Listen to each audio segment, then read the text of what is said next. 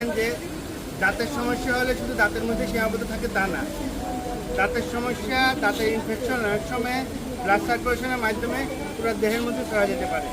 এই জন্য দাঁতের ইনফেকশন থেকে অনেক সময় হার্টের ডিজিজ হয়, লাং ডিজিজ হয় এবং হার্ট ফেলিয়ার মতো ডিজিজও দাঁতের ইনফেকশন থেকে হয়ে থাকে।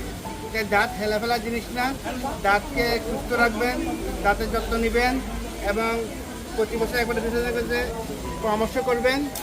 আর অবশ্যই কারণ দাঁতের জিঞ্জিভাইটিস হলে, দাঁতে গাম ব্লিডিং হলে অনেক সময় এখান থেকে যে ইনফেকশনগুলো হার্টে লাংস হয়, এখান থেকে মায়োকার্ডে ইনফেকশনও হয়। এই জন্য আপনারা স্কেলিং করে দাঁতের যত্ন নেবেন, 2 বেলা করে দাঁতে ব্রাশ করে দাঁতের যত্ন নেবেন, যাতে দাঁত থেকে আপনার ইনফেকশন পুরো শরীরে যাতে না ছড়াইতে পারে।